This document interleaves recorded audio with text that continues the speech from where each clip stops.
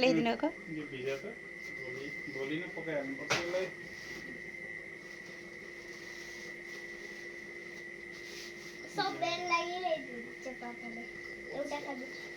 चतुर्वा छ नि यो सुप खाएर हेर्नु यस्तो मजा छ यो सुपमा यो अचार हालेर खाऊ। म जीवनमा सुप नखाने मान्छे सुप खाएको छु।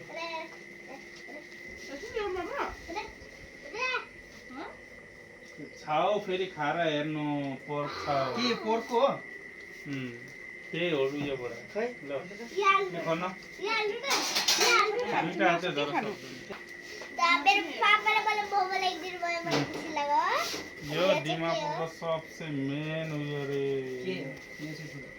के हो भिजाएर कस्तो लाग्यो खाएर हेर र छोडा अलिक बुझ्नु त्यसरी होइन त्यसरी खायो भने मजा लाग्छ।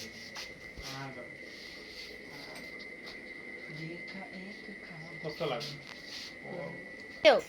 सिटी टावरको छेउमा यो पोर्कको पनि त्यहीबाट त्यहाँबाट त्यहाँबाट लिएको हालेर खाऊ त गरम गरेर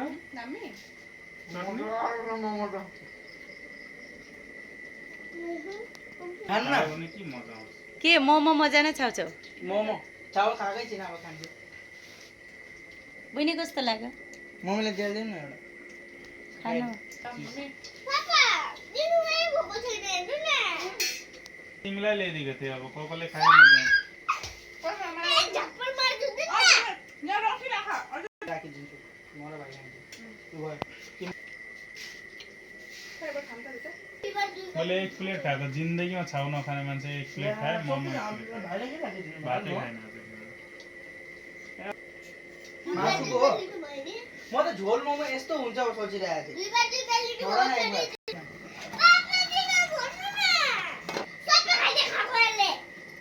म के जान्नु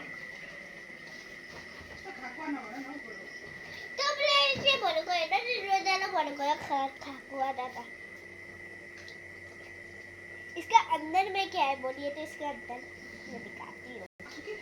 मेरे पापा को थैंक यू इतना सारा देने के लिए मोमोज मुझे बहुत अच्छा लगा।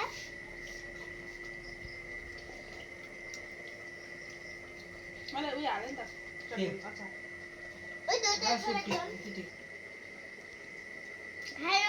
एवरीवन सबसे तो पापा का थैंक यू कि पापा ने मुझे कुछ ला के दिया मोमोज चाओ चाओ और मुझे बहुत खुशी लगा।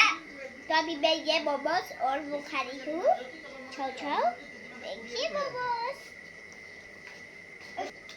उसका झाल सूप भी है तो मैं आप लोगों को दिखाती हूँ। देखिए बहुत टेस्टी है।